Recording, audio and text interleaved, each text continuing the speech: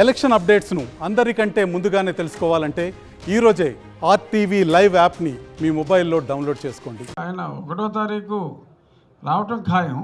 అంతవరకు నాకైతే అనుమానాలు ఏమీ లేవు. ఈలోపు ఆయన అక్కడ చేయవలసిన పని చేసుకోవడానికి వెళ్ళాడు. బట్ రావటం అయితే ఖాయం, నాకైతే నమ్మకం ఉంది. అదేదో అనుకోవాలన్న చోటుకి ఆయన వెళ్ళాడు.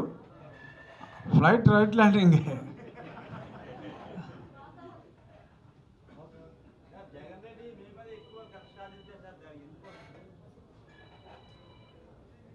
ఎందుకోసం?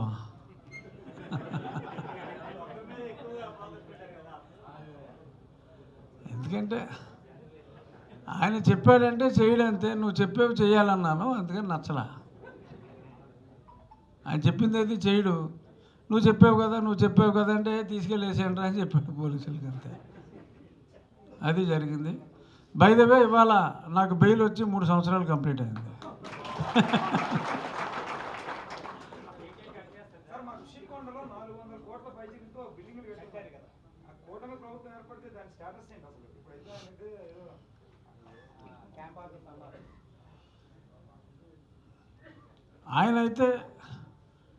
ఆయన ఇక్కడికి వచ్చేది లేదు. సో మరి దాన్ని ఏం చేయాలి? అంత అందంగా నిర్మించారు కాబట్టి మరి అది చంద్రబాబు నాయుడు గారు డిస్క్రిప్షన్. అవును, గోల్డ్ కోటింగ్ అంతా కూడా ఉందంట. మరి అది చంద్రబాబు నాయుడు గారి డిస్క్రిప్షన్ అది. మరి దాన్ని అయితే సక్రమంగా ఆయనకిలాగా కూల్చే టైప్ అయితే ఈయన కాదు. ఈయన కట్టే టైప్ తప్పితే కూల్చే టైప్ కాదు. సో డెఫినెట్గా దాని నుంచి ఎలాగా మైలేజ్ తీసుకోవాలి అనే దాని మీదే చంద్రబాబు నాయుడు గారు ఆలోచనలు ఉంటాయనేది నా అభిప్రాయం. డెఫినెట్గా కోల్చరు. లాస్ట్ క్వశ్చన్ మీకా అందరికీనా? అందుకనే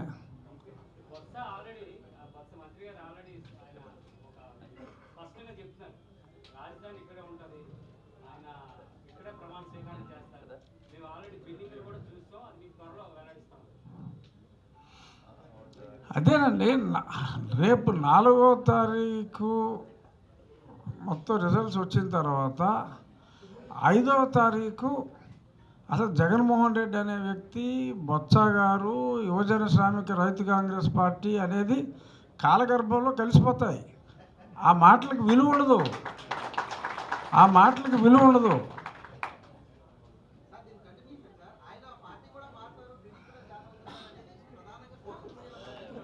ఏమో, బొత్స గారు పరిణితి చెందిన రాజకీయ నాయకుడు, నాకు మంచి మిత్రులు. ఇప్పుడు కూడా బొత్స గారు నేను ఎదురుపడితే పార్టీలు ఏదైనా మేము ఆప్యాయంగా పలకరించుకుంటాం. ఆయన పరిణితి చెందిన రాజకీయ నాయకుడు, ప్రజల్లో గౌరవ మర్యాదలు ఉన్న నాయకుడు. సో కాబట్టి ప్రజలు ఆ పార్టీ పోయినా ఈయన రాజకీయాల్లో ఉండాలని ప్రజలు కోరుకుంటే ప్రజల కోసం ఆయన ఏమన్నా సరైన నిర్ణయం తీసుకుంటే తీసుకోవచ్చు. తప్పే ఉంది? నాకు తెలియదు. అంత చర్చలు జరిపే రేంజ్ నాది కాదు. బట్ విశాఖపట్నంలో కిలారు ఆనంద్ పాల్ గారు 15 లక్షలకు గాను నాకు 10 లక్షల ఓట్లు వచ్చినాయి, ఈ రోజు నుంచి ఎంపీగా నా పని ప్రారంభిస్తున్నాను అని చెప్పారు. ఏం చెప్తాం మనం? మీరు అడిగేదానికి ఏం చెప్పగలం? పాల్గారిని కాదనగలమా? సో అలాగా ఎవరు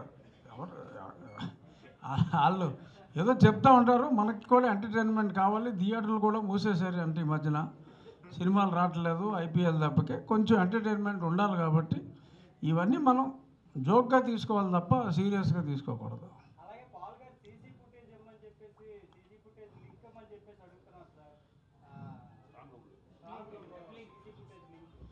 పాల్ గారు ప్రజాసేవకుడు కాబట్టి వేరే వాళ్ళు మా పార్టీ విష్ణుకుమార్ రాజు గారు ఏమీ ట్యాంపర్ చేయకుండా అడుగుతున్నారు. సంతోషం.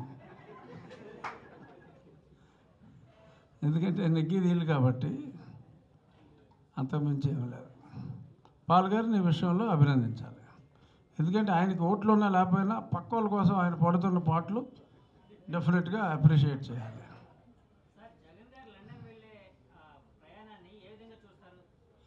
ఆయన వ్యాపారం నిమిత్తం వెళ్ళాడండి. తర్వాత కొంచెం వైద్య నిమిత్తం కూడా వెళ్ళినట్టుగా చెప్తున్నారు.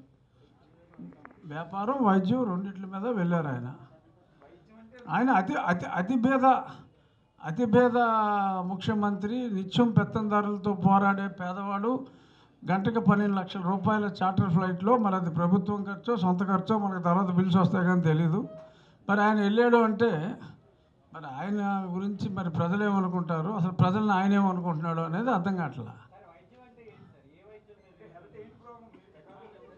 అంటే పలానాది ప్రాబ్లము అని మనం అనుకుంటే అది కొంచెం ఎబ్బెట్టుగా ఉంటుంది. కానీ ఆయన బొమ్మలు వేసుకునే విధానం, అంటే మన డాక్యుమెంట్ల మీద ఆయన ఫోటోలు వేసుకుంటాం, మన డ్రైవింగ్ లైసెన్స్ మీద ఆయన ఫోటోలు వేసుకుంటాం, ఇటువంటి బర్త్ సర్టిఫికెట్ల మీద కూడా ఆయన ఫోటోలు వేసుకుంటాం. ఇంకా ఏంటి మన ఈ పొలం సరిహద్దు రాళ్ళ మీద ఆయన ఫోటోలు వేసుకుంటాం. ఇవన్నీ చూస్తే దానికి మెడికల్, ఇక్కడ డాక్టర్లు కూడా ఉండుంటారు కొంతమంది, మెడికల్ డైరెక్టరీలో దాన్ని నార్సిసిజం అని అదొక మానసిక వ్యాధిగా పేర్కొంటారు. ఆయనకి ఆ వ్యాధి ఉందని అందరూ భావిస్తున్నారు. కాబట్టి బహుశా ఆ వ్యాధి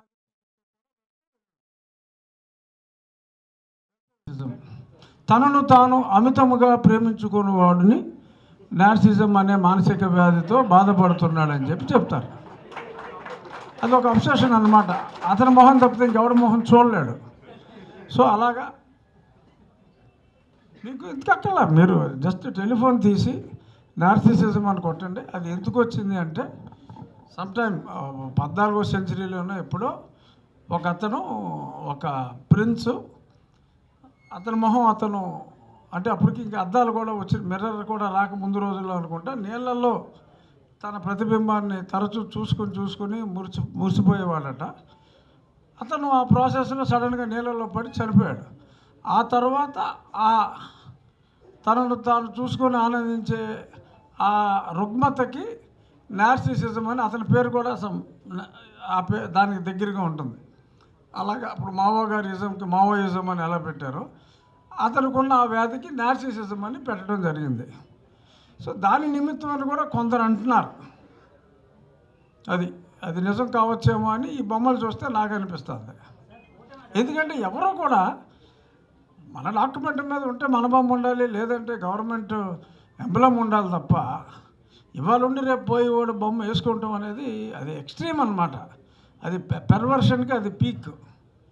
సో కాబట్టి మీరు అడిగారు కదా, అదే అయ్యుండొచ్చు అని అనుకుంటున్నాను. అది వారి నక్షత్రాన్ని బట్టి ఫిక్స్ చేసుకుంటారండి. జనరల్గా 9వ తారీఖు మంచి రోజని చాలామంది అంటున్నారు. అంకెగా కూడా 9 అనేది మంచి అంక. మరి చంద్రబాబు నాయుడు గారి ఆస్థాన విద్వాంసులు ఏం చెప్పారో ఇంకా నాకైతే తెలీదు. బట్ డెఫినెట్గా ఎందుకంటే ఎంత తొందరగా చేసుకుంటే ప్రజలకి 4వ తారీఖు రిలీఫ్ వచ్చినా కూడా ఆయన ప్రమాణ స్వీకారం చేస్తే అదొక కంఫర్ట్. కాబట్టి ఎంత తొందరగా చేసుకుంటే ప్రజలు అంత తొందరగా ఊపిరి తీసుకుంటారు.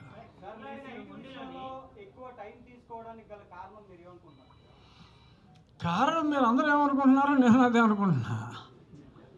నాకు నేను ఎంపీగా వెళ్ళాలనుకున్నా. మరి అదృష్టమో దురదృష్టమో మరి టైం చెప్తుంది. మరి భగవంతుడు నాకు ఎమ్మెల్యే రాశాడు, నేను ఎంపీ కావాలనుకున్నా.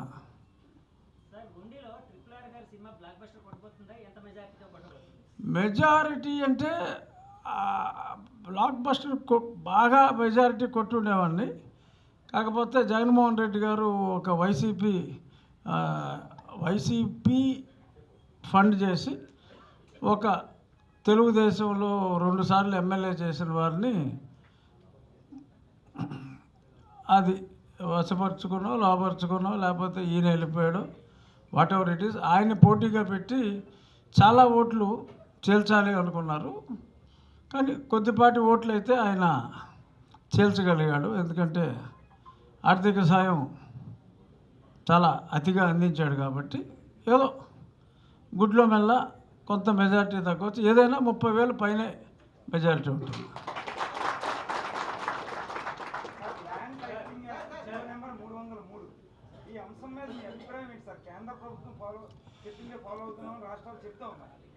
ల్యాండ్ టైటిలింగ్ యాక్ట్కి కేంద్ర ప్రభుత్వం చెప్పిన దానికి సంబంధం లేదండి. ఎవడో కూడా నీ బొమ్మ నువ్వు వేసుకొని ఎవడన్నా చెప్తాడా? ముఖ్యమంత్రి బొమ్మ వేసుకోమని బుద్ధున్నోడు ఎవడన్నా చెప్తాడండి? ఒక కరెక్ట్ టైటిలింగ్ సిస్టమ్ క్రియేట్ చేయండి, రీసర్వే చేయండి డిస్ప్యూట్లు లేకుండా అని ఒక చిన్న సూచన చేస్తే దానికి ఈ ప్రభుత్వాలు ఇలాగా 1,00,000 ఎకరాలు కొట్టేయటం ఎలా అనే ఆలోచనతో చేసిన ప్రక్రియ ఇది. వీళ్ళు చేసింది ఏంటంటే గతంలో వైజాగ్లో తాలూకా ఆఫీసులు అవి తాకట్టు పెట్టారు కదా, అలాగే పాలిటెక్నిక్లు అన్నీ ఆ రకంగా ప్రజల ఆస్తిని తాకట్టు పెట్టి, ప్రభుత్వం దగ్గర ఒరిజినల్స్ ఉంటాయి, ఈ ఏరియాని మొత్తం తాకట్టు పెట్టి బయట నుంచి అప్పు తీసుకోవడానికి ఒక ముత్తూట్ ఫైనాన్స్లో మనం బంగారం పెడతాం. మనకు డబ్బులు ఎలా ఇస్తున్నాడు? అతను ఆ బంగారాన్ని వేరే వాడికి చూపెట్టి తక్కువ వడ్డీకి రుణం తీసుకుని మనకు కాస్త ఎక్కువ వడ్డీకి మార్జిన్ వేసుకుని ఇస్తారు. అలాగా మన భూముల్ని తాకట్టు పెట్టి అప్పు తీసుకొని ఆ అప్పుతో కొన్ని బటన్లు నొక్కి, ఇప్పుడు జనవరిలో బటన్ నొక్కాడు, ఇప్పుడు తెలిసింది బటన్ నొక్కా అంటాడు. మొన్నటిదాకా డబ్బులు రాలా, ఇప్పుడు కూడా రాలా, బిల్స్ ఇచ్చుకుంటున్నారు. ఎందుకు అతను బయటికి వెళ్ళేటప్పుడు 151 అన్నాడు అని ఆలోచిస్తే 151 పైన వస్తాయని ఈ అధికారులు ఇతను చెప్పినట్టు రూల్ ప్రకారం చెల్లిస్తే ఆ బిల్లులు ఏమీ చెల్లించడానికి లేదు. ముందు ఉన్నాయి, చాలా ఉన్నాయి. ఈ క్లియరెన్స్ చేయవలసినవి ఇప్పుడు కోర్టుకు వెళ్ళారు కదా, నేను బటన్ నొక్కాలనుకుంటున్నాను, వీళ్ళు అడ్డం పడుతున్నారని.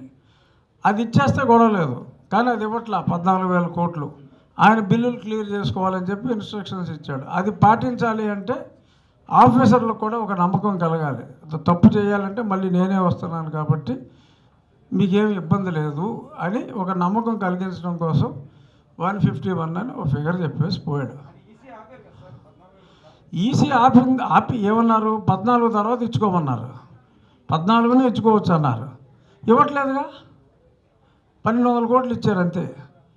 మిగిలిన 13,000 కోట్లు ఇవ్వాల. ఎందుకు ఇవ్వాల? అది వేరే బిల్స్ ఇవ్వడం కోసం. సో ఆయన వెళ్ళిపోయే ముందు ఎందుకు చెప్పాడు అన్ని సీట్లు అని అంటే కేవలం ఆ బిల్స్ చెల్లింపు కోసం, ఆ కంఫర్ట్ ఆఫీసర్లకి కంఫర్ట్ ఇవ్వడానికి చేసిన ప్రక్రియ అది. ఆయన ఓడిపోతాడని ఆయనకు తెలుసు.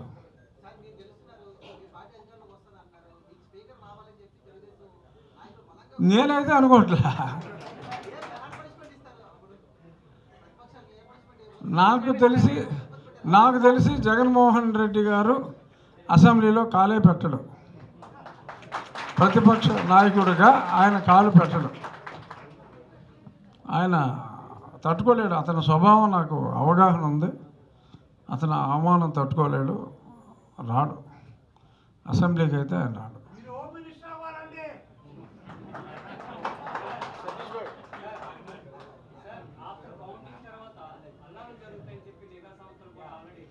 అవునండి, గట్టిగా చెప్పారు. అంటే డెఫినెట్గా అల్లర్లు చేసే అవకాశం కొన్ని చోట్ల తప్పకుండా ఉందండి. కానీ పోలీస్ వ్యవస్థ ఇప్పుడు కొంచెం పటిష్టంగానే ఉంది. అంటే అల్లర్లు చేయాలన్నా కూడా అంటే 12ంటికే ఆ పార్టీ వాళ్ళు పూర్తిగా అల్లరైపోతారు. ఇంకా అల్లరి చేయాలన్నా కూడా ఓపిక ఉండదు అనేది నా అభిప్రాయం.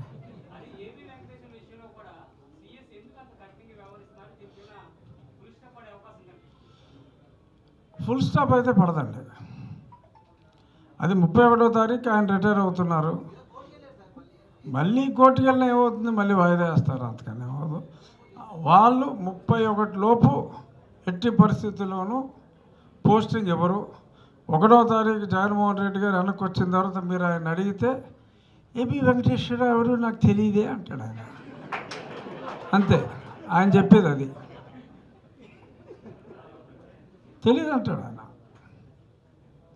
అంచేత ఆయన్ని టార్గెట్ చేసుకున్నారు, చేశారు. 100% పవన్ కళ్యాణ్ గారి ఫ్యాక్టరు చాలా గట్టిగా ఉపయోగపడింది. జన సైనికులు 100% పూర్తి చిత్తశుద్ధితో తెలుగుదేశం వేరు జనసేన వేరు అని ఏ ఒక్కడో కూడా అనుకోలే. అలాగ వేరు చేయాలని భావించిన వాళ్ళు ముసుగు ముందే తీసేశారు కాబట్టి చాలా అడ్వాంటేజ్ అయింది.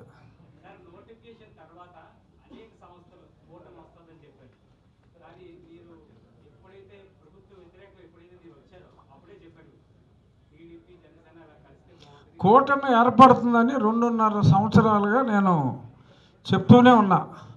ఆ తారీఖు కూడా గుర్తు, జూన్ 9, 2022 నుంచి ముందు జనసేన తెలుగుదేశం పార్టీ కలుస్తాయి, ఆ తర్వాత చివరిలో భారతీయ జనతా పార్టీ కూడా వస్తుంది, 3 పార్టీలు కలుస్తాయి అని చెప్తూ ఇంకో మాట చెప్పా. నేను నరసాపురం నుంచి ఎంపీగా పోటీ చేస్తానన్నాను, అది మటుకు వేసేసారు నన్ను.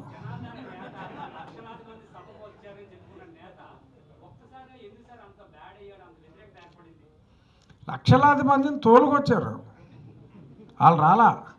వాళ్ళు పోతామరా బాబు అంటే కూడా మళ్ళీ వాళ్ళని బయటికి వెళ్ళకుండా వాళ్ళని బంధించిన సంగతి అందరికీ తెలుసు. సో వాళ్ళందరినీ కూడా బలవంతంగా తీసుకొచ్చారు. ఆ చివరి రోజుల్లో మా భీమవరం వస్తే 980 బస్సులు వేస్తే అక్కడ 7,000 మంది లేరు, అంటే బస్సుకి 10 మంది కూడా రాలా. సో చివరిలో అన్ని మీటింగ్లు, ఆ బస్సు యాత్రలన్నీ అటర్ ఫ్లాప్ అయిపోయినాయి. అంటే టగ్ ఆఫ్ వార్ అయితే ఉంది. మరి షర్మిల గారు నెగ్గే అవకాశం కూడా చాలా ఎక్కువగా ఉందని చాలామంది అంటున్నారు. బట్ టఫ్ ఫైట్ అయితే నడుస్తుంది.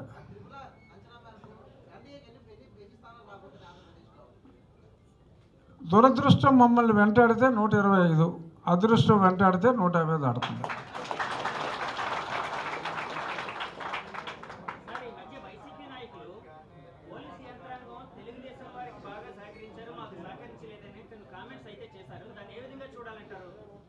ఏ విధంగా అంటే గతంలో పోలీసులు వేరు, వైసీపీ వేరు కాదు.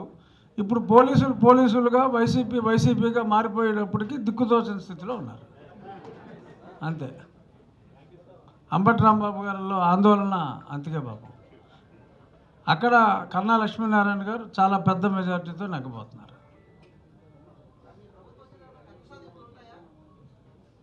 కక్ష సాధింపులు చేసే వ్యక్తి నాకు తెలిసి చంద్రబాబు నాయుడు గారు కాదు. కానీ చట్ట ప్రకారం శిక్షలు అయితే అమలు చేయాలనేది ప్రజల కోరిక. అదే చట్ట ప్రకారం అంటే జగన్మోహన్ రెడ్డిది అంతా ఇల్లీగల్. తీసుకెళ్తాడు, లేకపోతే చంపుతాడు, లేకపోతే కొడతాడు, ఏవో చేస్తాడు. బట్ చట్ట ప్రకారం వాళ్ళు చేసిన తప్పులకి ఏమేమి శిక్షలు ఉన్నాయో అవి తప్పకుండా లోకేష్ గారు ఉపేక్ష ఉండదు డెఫినెట్గా. అది ఆయన కూడా చెప్పారు కదా, ఆల్రెడీ పేర్లు రాసుకున్నామని. వాళ్ళని చట్ట ప్రకారం శిక్షిస్తారు. చట్ట ప్రకారం శిక్షించకుండా జగన్ రూట్లో శిక్షించడానికి చంద్రబాబు నాయుడు గారు కూడా ఒప్పుకోరు.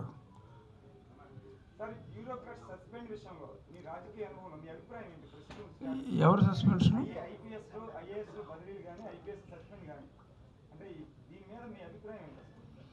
అంటే యాక్చువల్గా చీఫ్ సెక్రటరీ గారిని కూడా సస్పెండ్ చేసుంటే అద్భుతంగా ఉండేది.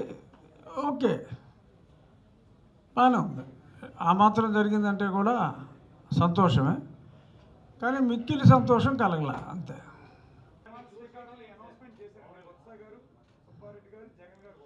అవును, విశాఖ కేంద్రంగా 9వ తారీఖు చేశారు. అది నాకున్న సమాచారం మేరకు వైజాగ్లో ఉన్న పిచ్ హాస్పిటల్ ప్రెమిసెస్లో వాళ్ళు ఒక మోకరీలాగా అసెంబ్లీ నుంచి ఎవరైనా బయటికి పంపితే బయట అసెంబ్లీ పెట్టుకుంటారు కదా, అలాగా అక్కడ ప్రమాణ స్వీకారం పెట్టుకోవచ్చు. అయినా 4వ తారీఖు అర్ధరాత్రి తర్వాత అసలు మీకు ఎవరు కనపడరు. సత్యబాబు గారు అయితే బహుశా ఆయన నెగ్గుతారని అందరూ అంటున్నారు కాబట్టి ఆయన కనపడి నేను ఎప్పుడు చెప్పానని చెప్పి అంటే అనొచ్చు. ప్రెస్ వాళ్ళు వక్రీకరించారని చెప్పినా చెప్పవచ్చు తప్ప 9వ తారీఖు ఎవడో పత్తా ఉండడు. ఒకవేళ అంటూ వస్తే అది నేను చెప్పిన ప్రెమిసెస్లో ఉంటుంది. ఎందుకంటే అసలు ఎన్నిక అవ్వకుండా ముఖ్యమంత్రికి ఎలా ప్రమాణ స్వీకారం చేస్తాడు ఎవడైనా? సో ఖచ్చితంగా వాళ్ళకి బాగా వాళ్ళ దేవుడు ఆయన్ని అతి తీవ్రంగా కరుణిస్తే 50, అదర్వైజ్ ఇప్పుడున్న పరిస్థితి ప్రకారం 25 కన్నా వచ్చే అవకాశాలు లేవు సీట్లు. మరిన్ని వీడియోస్ కోసం ఛానల్ ని సబ్స్క్రైబ్ చేయండి. లేటెస్ట్ అప్డేట్స్ కోసం వాట్సాప్ ఛానల్ ని ఫాలో చేయండి. అండ్ లింక్ డిస్క్రిప్షన్ లో ఉంది.